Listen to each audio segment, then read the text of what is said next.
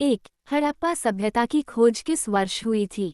ए 1921, B 1935, सी 1942, D 1950।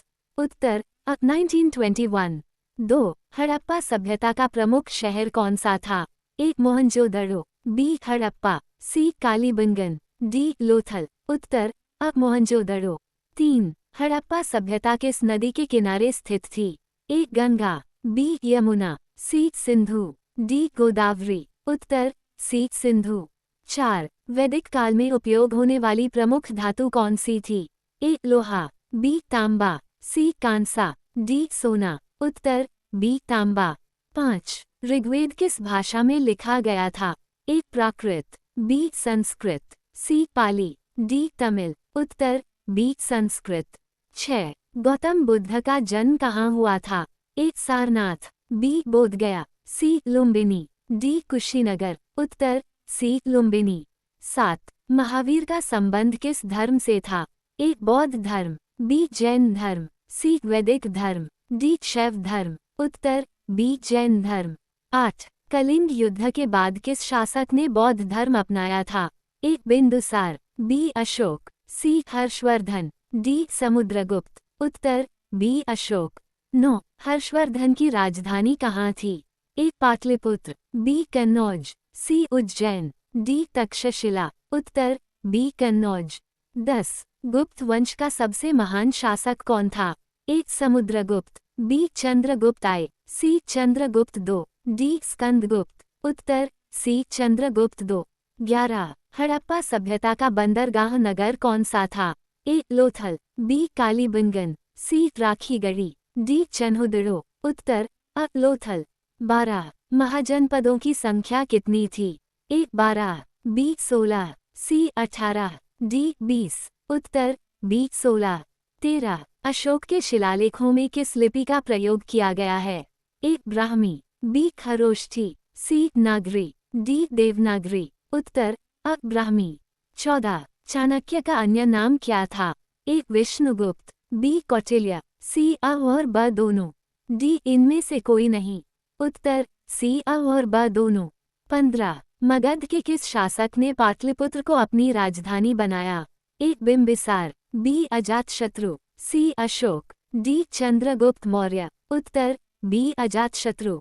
16. Satavahana वंश का संस्थापक कौन था? ए गौतमीपुत्र सातकर्णी, बी सिमुक, सी श्रीकृष्ण, डी हाल। उत्तर बी सिमुक। 17. अशोक के किस स्तंभ को राष्ट्रीय प्रतीक के रूप में अपनाया गया? ए सारनाथ स्तंभ, बी वैशाली स्तंभ, सी पाटलिपुत्र स्तंभ, डी तक्षशिला स्तंभ। उत्तर सारनाथ स्तंभ। 18. कपिलवस्तु किसका जन्मस्थान था?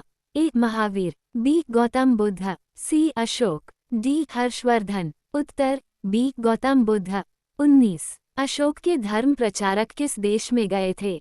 ए श्रीलंका, बी चीन, सी मंगोलिया, डी तिब्बत। उत्तर श्रीलंका। 20. नालंदा विश्वविद्यालय किसने स्थापित किया था? ए हर्षवर्धन, बी कुमारगुप्त, सी समुद्रगुप्त, डी स्कंदगुप्त। उत्तर बी कुमारगुप्त। 21. अर्थशास्त्र के लेखक कौन हैं? ए विष्णुगुप्त, बी चाणक्य, सी कौटिल्य, डी उपरोक्त सभी। उत्तर डी उपरोक्त सभी। 22. अशोक के बाद मौर्य साम्राज्य का अंतिम शासक कौन था?